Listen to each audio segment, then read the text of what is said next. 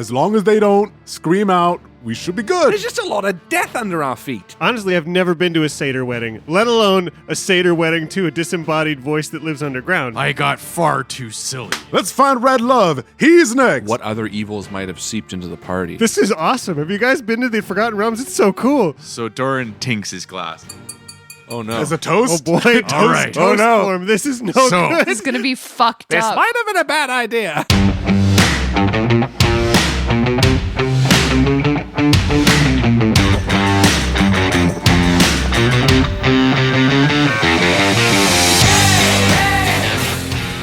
Welcome back to Dice Shame, episode 64, Toasted. MVP this week is James Schwartz.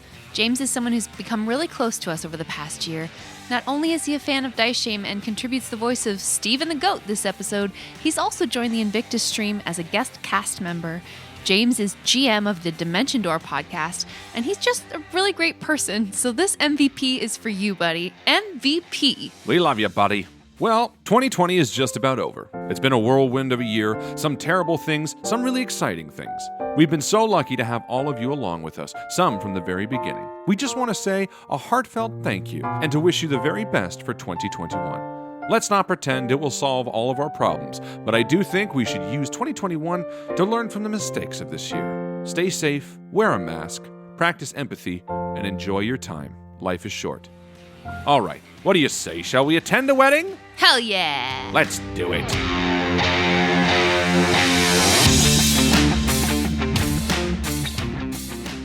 It's the big day, guys.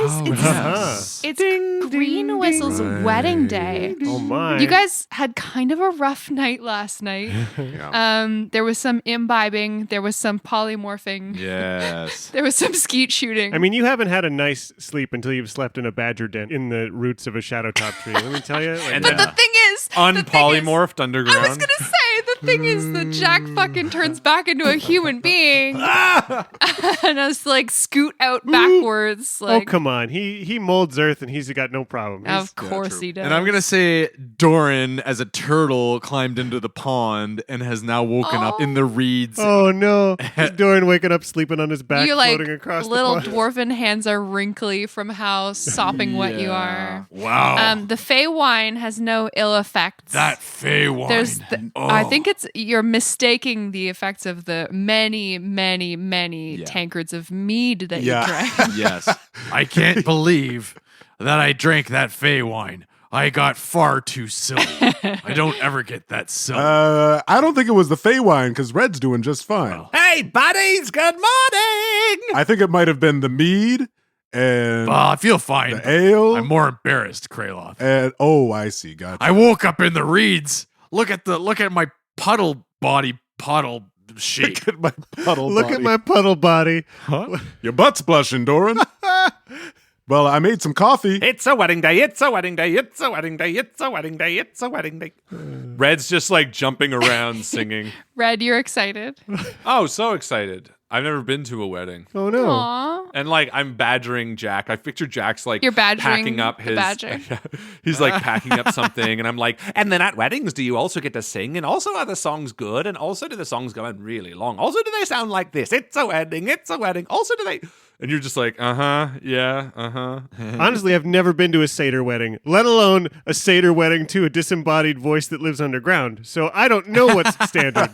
Cool. Everything we're seeing here is setting the standard for every future satyr disembodied voice from the Underdark wedding.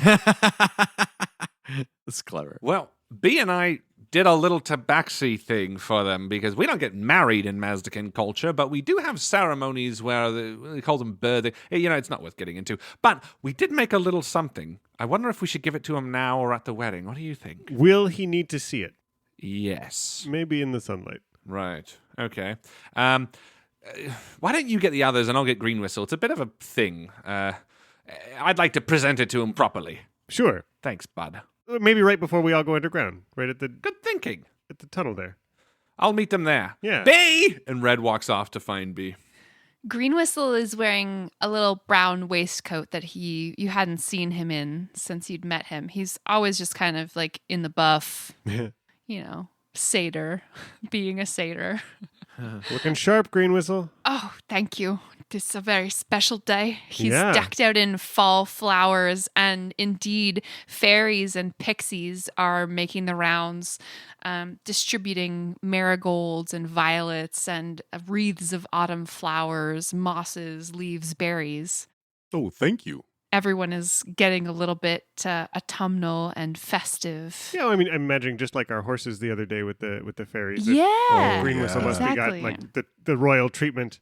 He certainly has. Yeah, his curly hair, even down into his like chest hair that's poking up out of the top of his waistcoat, is like twined with little berries and little tiny flowers. Just a little snack if he gets hungry during the ceremony. Reaches down, just kind of nervous eating. nibbles.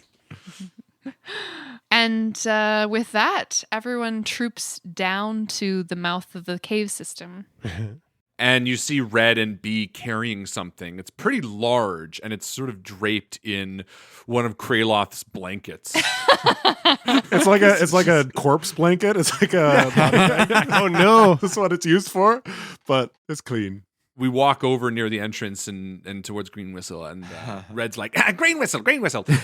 B and I aren't from here. We've never been to a wedding, but where we come from, there's something called a talk mead, and it's something that when you are going to decide about your quest in life, it's something that the elders use to sort of say that they're watching over you, to let you know that your path is accepted, that they want you to do it. So B and I thought we'd put our heads together and bring a little Mazdakin culture to you. And he reveals this sort of arch. It's like a wedding arch, like a huppah, and it's all ornately carved. B having taken the lessons from Red in guild artisanry of being a Fletcher. Obviously, Red, for all of his zany unintelligentness, is a very skilled artisan when it comes to carving and crafting. And you see this intricately carved archway. It's got all these like berries and little leaves. And then at the top, 5 images. One of Doran, one of Kraloth, one of Jack, one of Red, and one of B, all like carved, like looking down as if they're looking down on those who stand beneath it in like an accepting way. Almost like they're like, but it's like really comical. Benevolent. Almost. Yeah, but for sure. And like silly. Red's in the middle. He's like standing there like the biggest figure. And B's like that poster in Ghostbusters. like the end of Ghostbusters, yes. Yeah. They're all like looking down like it's like real sweet, but also like, oh man, what the heck? And Red's like, anyway, we wanted you to have this, and if you wanted to, you could use it in your ceremony in some way. It's just a little gift from the other side of the pond. Green Whistle looks up at you with eyes that are filling with tears, and he's like, Red, you have no idea. Not only did you come here into this glade and help me reunite with the person that I will marry today, but you give me something so elegant and meaningful. And he grabs you around the waist and squeezes you in a big hug. Oh, well, thank you. It's from all of us, of course. Everyone added a little bit of their own characteristics, and you see like Doran's like carving is like gorgeous. He's like got flowing hair and like He looks kind of godlike. yeah, and like same with Kraloth. He looks like godlike, like it's boy. real Renaissance-esque with the Oh. with the chests like pushed out. Yes, Rubenesque. Yeah. I love it. And Jack is there. There. And Jack looks exactly like Jack does. But don't worry, Jack's unashamedly also got his notebook out trying to make sure he's written every detail down about I Mazdakin love ceremonies. Yeah. No, and I nudge Jack even. I'm like, I notice I didn't change you because you're perfect the way you are, friend. Red, this was really, really thoughtful. Wow. Well, And Doran kind of comes up and says, I'm really impressed. And Doran offers a handshake to you and B. Oh, very interesting. Very interesting. Doran, you've never shaken my hand. Cool.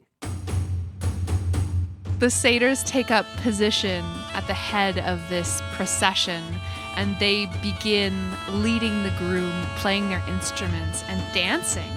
It's parade-like, but not in like a jokey way. Like New Orleans. It's joyful. Yeah, absolutely. And everyone's like encouraged to join in. Oren gets right into it. He's actually been practicing these songs with them last night, so he's adding the sounds of his mandolin to this procession, and as you enter this echo cave, the thing that drew Green Whistle to his love to begin with, the sounds just reverberate and bounce off of the ceiling of this cavern filled with stalactites. The sound is just amazing, resonant. Imagine we find out he's just been hearing his echo the entire time. Oh He's no! He's fallen in love with Suffering himself. from a really spectacular mental breakdown. Yeah. I'm curious what the entrance of this cave now looks like that we've moved a lot of the boulders. Kraloth spent a lot of extra time sweeping it and making it all clean and pristine, but like not like nice or pretty. There's nothing ornate or beautiful about it, but it's clean. It's impeccably It's tidy. dustless. You don't have yeah. dancing lights, either of you, do you? I've got regular light. No, but I am imagining Jack has this minor illusion he's bringing with him that is just the like sounds of the forest, so that even underground, the like wind through the trees and little bird calls and things are Nice. coming That's a good with the touch. procession. Cool. So cute. That is nice. So the procession enters this cave system. Roll for initiative. Yeah, roll for Fireball. surprise attack. Everyone enters this cave system, and the ambient light from the forest outside streams in through this initial echoey cave. As you pass through into the cave with the stalactites, there's like still a glow of daylight just on your backs, revealing the scene in front of you. Amongst the stalagmites, 6 figures stand motionless, watching, waiting for your approach.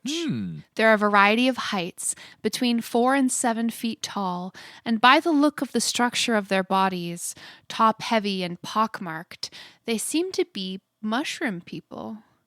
Some of them sport wide-brimmed caps fringed with gills. Others are bulbous or sprouting an extra limb here or there, with tiers of colorful growths and sporulating vents. The largest of these, a luminous pink creature, so exuding its own light, with a tall crown of phosphorescent protuberances, raises an arm ending in 3 claw-like fingers and waits. Amid all of this, a 5-foot-tall, pale orange creature. Its form is bipedal, and with 2 slender arms, its flesh striated and textured. An oval, darker orange cap sits on its head, ringed with a frill of dark brown gills. This mushroom creature is cloaked in a cloudy gossamer veil of some kind of mysterious organic lace, and its deep black eyes sit on a cloud of spots and freckles. It shivers, and a cloud of golden spores drifts down out of its gills, expanding to engulf all of you. You hear a voice in your head, lovely as a bell. Peace, and be welcome to the grove. My name is Morella. Who among you is Green Whistle? And then Green Whistle goes to her on unsteady hooves. He sort of toddles across the cavern floor. He's flushed, this blue soft light shining around them. My love. And then they embrace each other. I think Jack's crying a little bit. Yeah. I picture us almost like groomsmen, kind of going in and standing next. We kind of each pick a mushroom person and sort of stand next to them. Aww. Oh, cute. And then like Dorian gives like a nod to this mushroom person. And I lean over to mine and I say, "We eat you in omelets." You seem like a fun guy. I knew I could count on you, Alex. Woo! MVP. Bow. It's Doran. I bet they've never heard that one. Yeah, God, The right. dryad who's been kind of nervously following the procession, with the absence of trees, not being able to kind of hide in and amongst the brush. Now with its form fully revealed, this like juniper looking type creature sort of rolls forward and presents a wedding present to the couple, a pair of delicate looking wooden crowns. Oh. And Morella, this myconid creature, and Green Whistle, the satyr, both put them on their heads. I think Dorian lets out a little clap, and people Aww. like clap. And then Oh, the yeah. satyrs like look around at you, and everyone starts clapping. And Do we like, clap? We're clapping, right? Yeah, I guess so. the mushroom, the myconid, all just kind of like shudder and like bobble up and down a little bit in excitement. And you all travel with the Myconids' suggestion. They sort of start moving towards this exit from the stalactite cavern to the north, a place you had not yet traveled. Yes. Into the grove. The grove. Talking about the China Grove, oh, whoa. Red's walking beside his mushroom, and he's like trying to wrap arms around it, but he can't quite It get just like, keeps, the like- arm. So he just like kind of puts his arm on its head, like kind of leaning on it, but not leaning Yeah, it's on like it. a shorter mushroom. Yeah. I like your spores. Isn't that like telling someone you like their sperm? Awesome. Is that like... Sure. Is it I that mean- they're I like your sperm. If it glowed and sparkled Your and drifted in the spores. air around you, that might be an appropriate thing to say. I like your spores. Yeah. Are you sporing on me right now? I mean, I like your flowers. A very appropriate thing to say to flowers. Right, yes, true. Yeah, we didn't like say your I like your pollen. I like your pollen. I really like your pistula. Hey, nice stamen. I'm a fan of your pistula. Nice organs. Okay. The vastness of this cavern would be difficult to assess were it not for phosphorescence. Luminous blue stalks of fungi growing in tall clusters punctuate the cave. Streaks of some glowing pale pink and green run diagonally along the distant walls, and stalactites flecked with glittering crystalline mineral deposits further throw the phosphorescence around like granite disco balls. You are atop a broad ledge looking down over several terraced levels down into a central basin, and water runs through irrigation sluices down into a pool below. You hear the trickling of water in your ears. Mushrooms grow up everywhere here, all a million different varieties, sizes, patterns, like a riot of well-cared-for wildflowers. And footpaths run through the mushrooms, allowing movement without damaging the growing fungus. Subterranean creepers hang from the ceiling, and strange blue flowers pulse and glow all around you, opening and closing their blooms as you move nearby. Psst, Kraloth. Yeah. Are these the ones we eat? I don't know, but I'm going to grab a few anyway. No, don't touch it. Oh, I sorry. think these might be their babies. Oh, shoot. I just wanted to make sure that we weren't eating the ones. Oh, okay. Are there any here that you recognize that we eat? I'm going to keep my eyes open. Red Bee's face turns up to you in this glow of subterranean light, and she's like, Dad, this is amazing. I've never seen anything like it before. Me neither. It's so cool. Wow. Jinx. Doran and Jack just turn to each other. Wow. Yeah. Wow. The smartest and the dumbest at the same Whoa. Listen, sometimes beauty just strikes to the heart of something, and all you can say is wow. There That's you right. go. Oh, but That's they're right. saying wow at different things. I think that Jack's saying wow at like the majesty of the cavern, and Doran's looking at a rock that he sees. Doran's on his phone. wow. I'm super curious, Doran, just before we move on into what happens next. Like, you are the only person in this group among all of the PCs and NPCs that we're hanging out with who's actually had a wedding before. So what is rushing through your mind right now? How are you feeling? Doran is not even thinking about his own wedding. He's Really? He's too selfless. not at this point anyways. I mean, perhaps maybe when he's got a moment in the quietness of Sure. the ceremony, he might think about Kremlot, his ex-goblin wife, Mm-hmm. and the ceremony that they had, which was barbaric in comparison. You must have loved it. Sacrifice. Yeah. Oh, no. It's like a Vegas wedding, a Neverwinter wedding. It was a goblin equivalent of a Vegas wedding.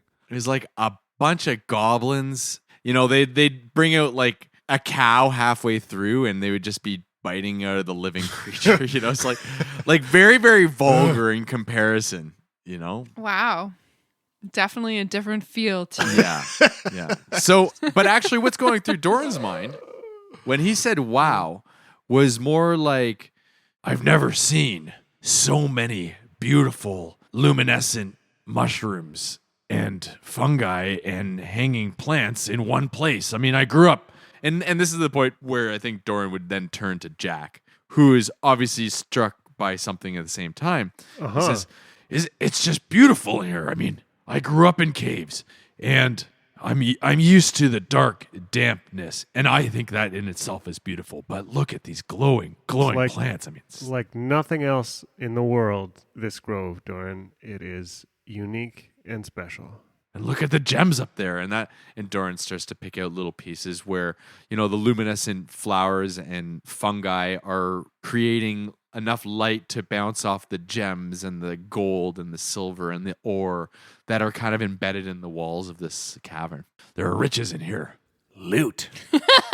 Riches that can't compare to the gems and the gold in the walls. You're right, Doran. There are riches here. Just can you imagine having the faith and the kind of love where sight unseen you could walk down here and be ready to commit to someone whose voice you've only ever heard in your head, to be that certain that was the path you wanted to be on for the rest of your life? And that's when it hits Doran. Because Doran then looks at Rob and fuck. Because Doran then looks at Jack. Sorry, and Jack. says, Can you sit back a second? I'm talking to Rob. I'm sorry. I'll get him. He's over there. I feel really close to you. Rob's just staying in the corner. Hi, guys. Rob's here too. Eating a fucking corn dog. Because This is awesome. Have you guys been to the Forgotten Realms? It's so cool. Yeah. Wearing his salmon I can't wait to sweater. tell Why my he friends knows about so this. much about D&D is because he's there. Can we make this canon? canonically Rob is just there. And this is the point where turning you Doran into an NPC. starts to think about his own wedding, and he turns to Jack and he says, I told you about my marriage to the goblin woman, didn't I? What? And you are gathered Guys, here shut up. It's before starting. us Everyone quiet. to- Let's go. It starts right then. Yeah. Stop talking. Shh. Because Guys, shh. Guys, shut up. I think it's starting. So you descend into the central basin of this vast cavern. The cave floor of the basin is soft and springy, composed of layer upon rich layer of dark earth moistened with spring water from the pool. And the water carries motes of something that fluoresces apple green within it and kind of just like reverberates with the current of water. The mushroom folk gather all around you. There's maybe 30 of them here now. And Green Whistle's guests intermingle here and there between the Myconid. Everyone's got this happy, jubilant, just in awe of this place expression on their face. The largest Myconid, this 7-foot giant, the luminous pink creature that greeted you in the stalagmite forest, addresses everyone telepathically, its voice surprising considering its mass. Welcome, outsiders, to the grove! like Doran just bursts out laughing. Oh, Kraloth! And I pull Kraloth aside and we run outside and bring in the Torquemead and bring it into the wedding procession and put it around the two of them. Oh. Right. Yeah. Sorry. Just so you can get married under this. Hi, you're beautiful. We're making it happen. Hey.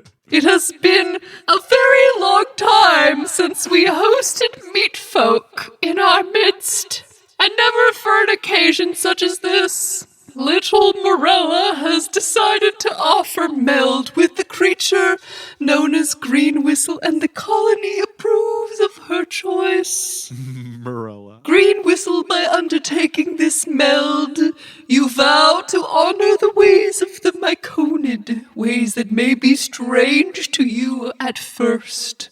Myconid honor the rocks and plants which sustain us and deliver our bodies to the water when we die. We commune with each other, for the colony is our life. We never willfully cause pain, even if we are in danger. These ways must become your ways. Do you understand? And he nods. Morella has novel ideas surrounding partnership, for the Myconid do not fall in love or make a pair above the community. However, we are happy for your melding and accept you here into the grove. May your union be a happy one. Yay! Congratulations, guys! And then all of the Myconid sporulate simultaneously, shooting up this different colored clouds of spores into the air. And they kind of judder up and down. So Green Whistle and Morella standing underneath this torque mead with wooden crowns adorning their head turn to each other. And Green Whistle says, hearing your song in my head changed me forever. I'm yours, Morella. And then they embrace. And he says, my Conid may not usually perform marriages, but the folk I have brought with me to celebrate our union have plenty of experience with this concept. It's one of the most wonderful things we can do in our whole lives up on the surface. So thank you to all my friends who have joined me here in this incredible place.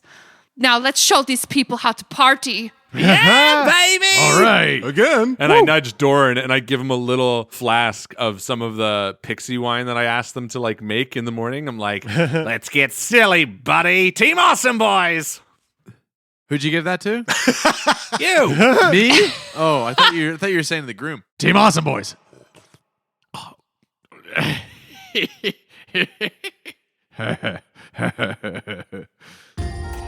Green Whistle's satyr friends strike up some festive music, and the fairies take off laughing into the upper recesses of the cave, enchanting the cobwebs there into spangled strings of starlight and filling the air with a warm, muted glow. Oh, nice. And the party starts. The Myconid seem like a little bit out of place at first, but they get to mingling with you guys, and you're all able to talk telepathically with each other. There's music aplenty. Steven comes walking out of a bushel of mushrooms. Come on, Steven, show these Myconids how it's done! Immediately he starts to eat one of them. Oh, no. Just eating. Steven's smart. They're melding a little bit themselves. And he's watering them, too. Good job, Steven. Oh, no. Oh. I feel like Jack would probably use this word that I posted in there. I was looking for a good way to make a bad joke. A saprophyte. So if you could use that word A somewhere. good way to make a bad joke. That's the Doran Yes. story. If you could figure out somewhere to use that in a sentence, then I can have a nice, funny quip of some sort. Get them set up. Wow. Yeah. Dorian kind of turns to Jack after drinking the pixie wine and he says, "This stuff, sir, makes me feel silly. I don't really know how to. I want to dance. Would you dance with me, Jack?" Sure. Yeah, let's dance over by those mushrooms for a minute. I'm just trying to. Have you ever wondered whether some of them are saprophytes? They eat dead things. Saprophytes. Hey, Green Whistle, are you gonna saprofuck tonight? So bad. I was looking for something. That was your setup you needed? Maybe I'll use it later. Don't put that in there. That was a practice We'll run. That was a revisit practice run. I like Jack and Doran doing a jig together, though. That's very good. Saprofuck. Well, I think that Kraloth walks over to the two of them. He's kind of feeling out of place here. That he's been to a lot of funerals, but not so much the opposite. Oh, so yeah. he's just kind of like looking around, like this is pretty cool, and just kind of standing awkwardly next to the dance floor. Kraloth, you take a casual step forward, and then you hear, "Excuse me." And you look down to see a soft-looking sphere that twists its head up at you to reveal two beady black eyes that blink at you. "Please watch where you're going." Oh, I'm so sorry. Are you? I'm Kraloth. I'm here for the wedding, obviously. What's your name? I'm Smungus. Smungus. I'm also here. I mean, I live here, but I'm here for the wedding, too. Oh, well, are you related to Morella somehow? Well, we're all kind of part of the same meld, but I don't. I'm happy for her. It's kind of weird, but I'm into it. I don't like all this extra light in the cavern, but I heard there's some good leaf rot gonna come out later for us to ingest.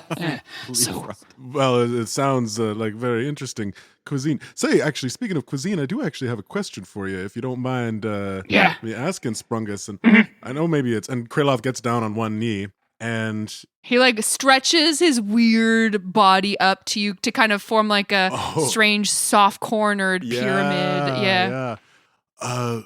So I have a confession to make. I've I don't know how to say this, but I've eaten mushrooms. I I have. knew he was going to say that. Is this?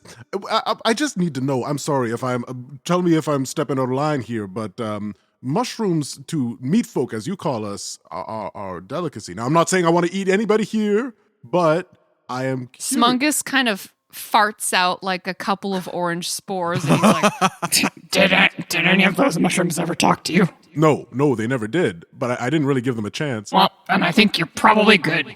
Okay. Oh, good. Yeah. Good to know. That was bothering me the whole ceremony. That's a big help, Sprungus. Thank you. Thank you very Were much. any of those mushrooms screaming, "Stop, please"? I feel like Red walks over to Kraloth at the end of this conversation. buddy. He's like, "Hey, buddy, how's it going? Oh, hey, little mushroom bud. Hey, Hey, did you tell him that we eat him?" Well, I just did, and thankfully we as long as they don't scream out, we should be good. Hey, cool. That's a good rule of thumb for everything. Say, Kraloth, you doing okay, bud? You seem a little bit out of place.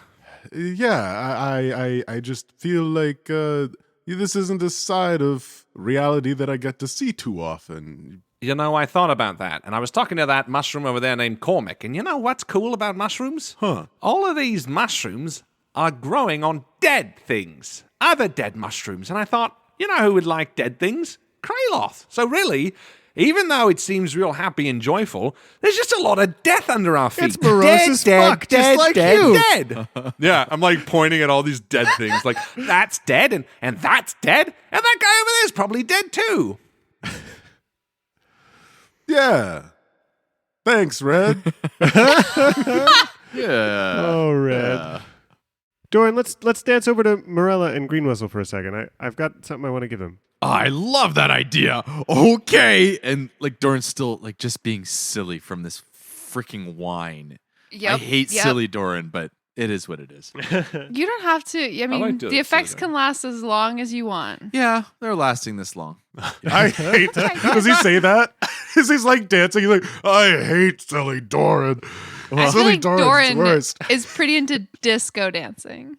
Yeah, so I mean, Green Whistle and Morella are dancing together to the music. She's got this like kind of sultry swaying thing going on, like shoegazy kind of situation. Shoegazy. Yeah, Good word. and when there's an appropriate break between songs or something, excuse me, Sure. Morella, Greenwhistle, I've been carrying this for a little bit, and I think it belongs with you. I know Greenwhistle. It sounds like there's going to be some changes, and you're going to be a little further underground, away from some of the trees. And Morella, I don't know if you've ever been up by them, but just I've got this lovely carved leaf inlaid with gold that I picked up at Dawnglode, they call it now.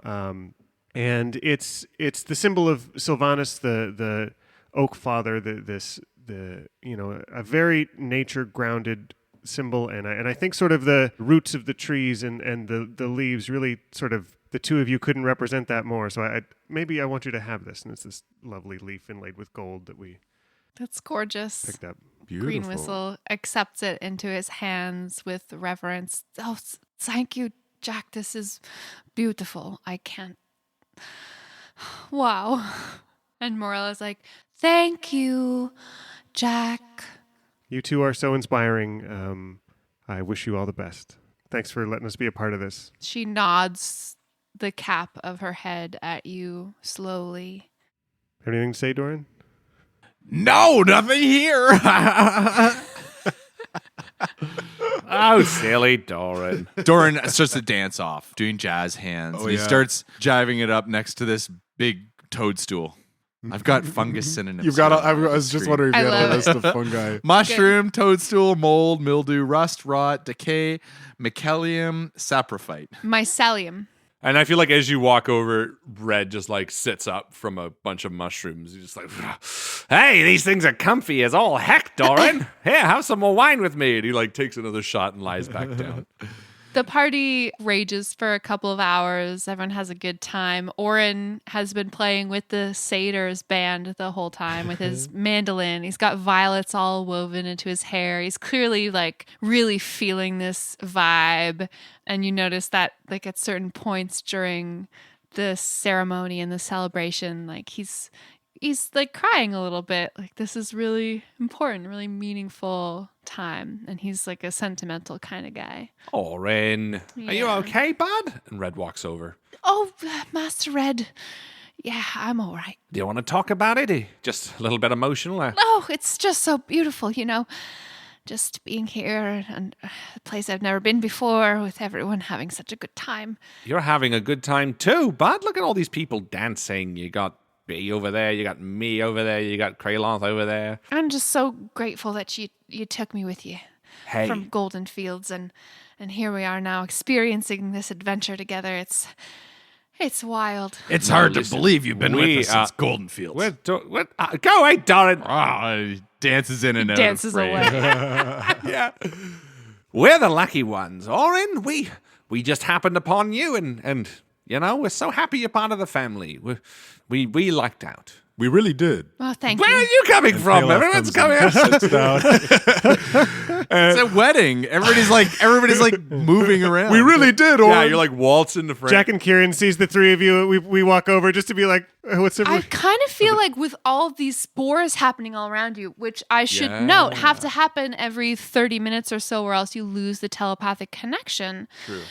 You guys have never really been experiencing this level of kind of fumigation of telepathy, and the fact that these are all this totally alien species from you, and considering their chemistry, it's a little bit hallucinogenic. And you're not like tripping balls or anything, but like the colors are sharper and brighter, and the music just is sort of pervading your brain in a specific way that it's a little psychedelic. And as the night goes on, is it possible that like the things we say out loud and things we say in our head and the things we don't mean to say in our head sort of begins to blur? I love that. And to that effect, when you're speaking with Oren, you hear something in your head that is like a remnant of a resonation of a thought from him, which is just like, I'm so glad I met her. And Red's just like, yeah, me too. She's cool. And he looks towards Morella, the big mushroom, and he's like, yeah. His pupils are a little bit dilated, and he doesn't starts realize just I'm playing a little bit softer on the mandolin and takes like a couple of steps back from you and is just like looking up at the ceiling of like phosphorescent stars. So at some point throughout the ceremony, Greenwhistle is like, there should be food. Like, what the fuck? Yeah, get the food. And the mushroom people, the myconid folk, they all kind of crowd around the banks of this pond. And you hear kind of like a mulching, like, noom, noom, noom, noom, noom noise. And like the base of their stalks and their feet kind of just, they like shuffle them in amongst the loam of this soil, where there's kind of leaf and compost like raked in almost along the banks of this pond. And they eat. They're like enjoying a weird meal. And Red, drunk off his mind, is like sitting on the beach next to them, taking off his wrappings. And he's like, all right, if this is what we're doing. He like walks into the water and he's standing there like, I'm not getting as much food as them, Doran. Maybe it's because we're downstream. I think they're hogging it. Watching the Myconids do this, Kraloth turns and looks to Oren, who is also looking at this, and just gauges his reaction. Oren turns to you and he's like, Master Kraloth, it's not a party without food. I got you covered. And Kraloth casts Create Food and Water. And Good. one thing that we didn't really talk about, the food is supposed to be bland and just nourishing. Fuck that. Fuck That's it. bullshit. Okay, all right, good. So Kraloth casts it, and he brings about all sorts of food that fits within 65 pounds. He's got... Give me some favorite wedding. Okay. You know what you can get a lot of for 60 pounds? Ham. Light fucking pastries. Oh, That's true. Yeah. I'm thinking of like how many beautiful Danishes you can make that's 65 the Tower pounds. of Croissants. yes. Yeah. Or those yes. little macarons with the A carving station. Yeah. Can you have a carving station with a dude, like a course you mushroom can. who's like, why am I here? He's just like carving a roast beef. Yeah. course. Kraloth does it, and then at the end of the spell, he shapes his hand and he winks at Oren, and he begins spinning this cake out of thin air. Oh. And at the very top, he doesn't have anything to put on top, and he looks around desperately for a what is it called at the Cake top? topper. That what is it called? The thing that's at the top of a the cake? A tomb tapper. Called a tomb No! tapper. Jack runs away from the tomb tapper on the cake. And he looks. He just his eyes land on Doran to find something to put on the top of this cake. Should I put something on the top of this? What did you have on the top of your cake, Doran, when you got married? Teeth. It's not the same Jack, thing. do you have any better suggestions? Here, I got this. And I take out a jade flower from the bag of holding. Oh, I was about to say something very similar. Well, I have a jade flower that we picked up. I don't know where, and I go and I put it on the top of the cake and I stick it right in. Green whistle. Or you can always cut in. Alternate. Or is it Alternately. Twist. I'll do entire Twist cut. ending to the cake One decorating difference and the other fiasco. Director's cut, yeah. Or this. Saffron. Dead chicken. And Doran pulls out the adamantine crest of the four of us. That would be our wedding. Okay, our or the broken wooden necklace order. So I got a third pitch All right, for you. good. Jack snaps his fingers, and a picture of Morella and Green Whistle dancing happens on top Oh, of the cake. yeah, and yeah, from yeah, their yeah. Well, there footsteps you go. falling down the sides of it are these lovely growing branches. And Nope, jade flower. Jade I flower. love Fine. I love it. Perfect. I could do that too. And It's I like a snap it and Jack Shittier version. Yeah. Kralov Bend over. thanks Jack profusely and whistles to get the satyrs' attention. As I imagine the satyrs are all watching. And Yeah, then, they love getting whistled at. yeah, and they gather Green Whistle. They get him, and they Yeah. So everyone shows up at the cake table. What did you have on the top of your cake, Doran? I already told you, Red. No, you didn't. And you know what? You promised me that if I worked with B, and I point to her right next to me as if she didn't know that I was about to abandon her like a week ago. You promised me that you would tell me this story. Now, I want to know what happened. And Green Whistle looks at you, Doran. What do you mean? Well, our friend Doran here was married to a goblin. Doran! What? This is a tale I surely must know. As a man who is now in a kind of an interspecies situation, I think maybe for my wedding present. It's true. Tell me this love story. Okay. All right. Okay. So Doran stands up and he People gather around. tinks his glass.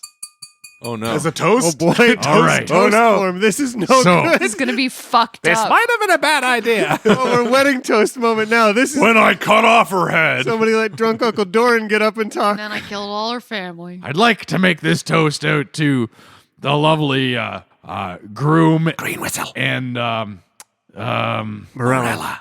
Decay. Just kidding. The bride, the bride and the groom.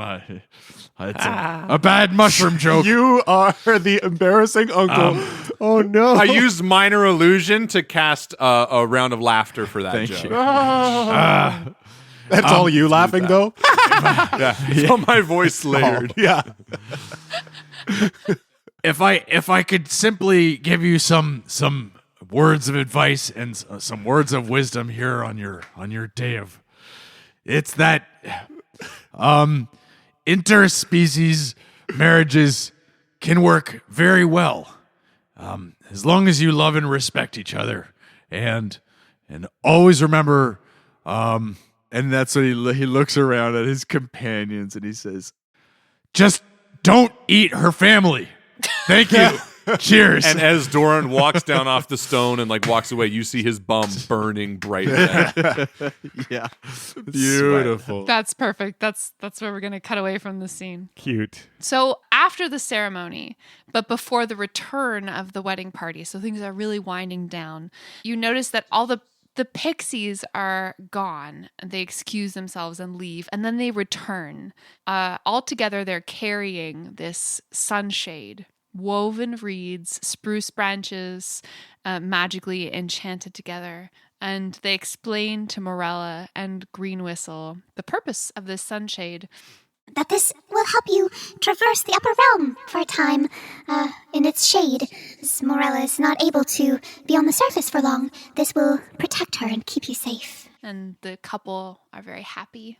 They explain their plans to excavate further the caved-in Echo Cave and make it their shared home together, this like place between worlds where they can both exist happily, sort of half in, half out of each other's realm. And then the party's over. Everyone kind of is done and say their goodbyes. Folks embrace and then leave, and quiet resumes back in this cavern. And Doran's shaking hands with all the guests as they leave and hugging and just acting jovial in general, Yeah. like Doran is. I think we're all kind of saying goodbye to different people. Very nice meeting you, Sprungus. Thanks for the advice. Goodbye. Loved all your little mushroom friends there. And it's weird, like when you leave the cavern, it's kind of twilight out already. You spent the whole day underground. It's really disorienting. Maybe you're all kind of just waking up from this. It's like going to a movie theater midday and then coming out. yeah, It's like, yeah, exactly. You come out in the middle of and the night. it's Right. really hard to kind of get a grasp on reality. This feels like a totally different world. Wow. Kraloth, do you think I'll ever get married? Well, do you want to get married, Fred? If I do get married, will you be my best man? I wasn't prepared for this. I would be honored. Yes, most definitely. Of course, I'll be your best man. We gotta find you someone. Let's find Red Love. He's next. Doran, would you be my best man too? I would be happy to be your best man too. Jack, could you start Liam's tiny tent, please? Nice. You got it, Red. Everyone settles down. It's been a long day.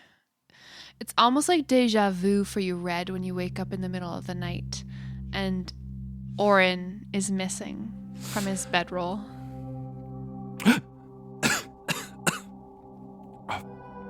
And I'm going to spend a minute and do primeval awareness to see if I can see anybody around. I mean, you detect your companion sleeping with you peacefully within the hut, but you also detect that there are two humanoids about 300 meters from you to the south.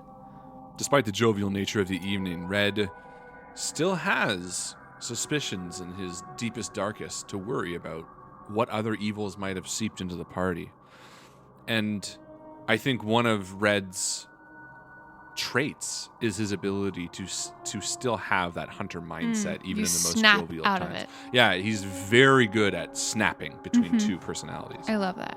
And he sits right up and silently he's going to cast Pass Without Trace, and he's going to head in the direction of what he imagines is Orin. Okay. Roll stealth for me. 24. You move silent as a shadow through these woods, through the glade in Shadowtop Cathedral that you've come to know so well over the few days you've been living here. And you hide within the boughs of a shrub as you observe Orin in a shaft of moonlight. He's sitting on a little mossy boulder, talking animatedly. You are reminded of the time you caught him speaking with an invisible entity. You can't hear him from the distance that you are from him, but he seems to be very passionate. He's speaking with great emphasis on his words, and he's gesticulating. And for a moment, you worry. Until you see her. B, your daughter, is sitting a little bit lower down than Orin. She's partly obscured by some foliage, but she's sitting on a fallen log. And she responds to him equally fervently. And they're talking together in the moonlight here by themselves in the middle of the night in Shadowtop Cathedral. And then you notice that the couple is attended by some fairies that are flitting around in this overhead canopy, casting a dim golden light, like flickering candles. And as you watch, B stands up and gestures back towards camp and takes 2 quick steps towards Orin, grasps him by both shoulders, and kisses him on the mouth. And Red makes that sound. And then immediately, like, clasps his mouth and hopes that no one sees. Did they, like, turn in my direction? No one notices. And Red, like, just like that Homer Simpson meme, just, like, walks backwards and continues to walk backwards. And Red is just like, I don't know how to approach this. I need to go to the person who knows the most about love. Smash cut to Red's hand rolling a figure back and forth until the figure rolls over, and Red's like, I think Orin and B just kissed. And Elmort Bottle River rolls over. And I love the idea of him being like, I don't know who either of those people are, but I'm happy to be here. Orin and B. We'll talk in the morning. Go to bed. And he like heads back to camp. He goes to bed.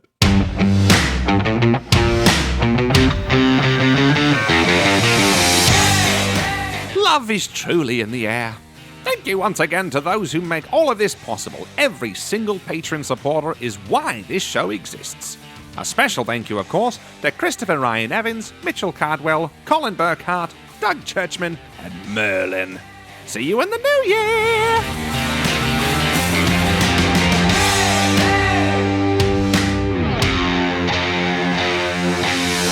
Did you hear any weenie claps, Harlan? No weenie claps. No one's a weenie. Nice. Unless you want to be a weenie, in which case, weenie up, baby. Weenie up. Oh, I did a weenie clap, but it sounded like a hand clap to you guys because it was that massive. Tat, tat, tat, tat, tat, tat, tat. I can make your hands clap. I can make a windmill. I can make a pants clap. Okay. Oh my gosh! Wow. Whoa. Episodes. Is this not episode 69? Are we there? We skipped Dice shape goes blue. You guys.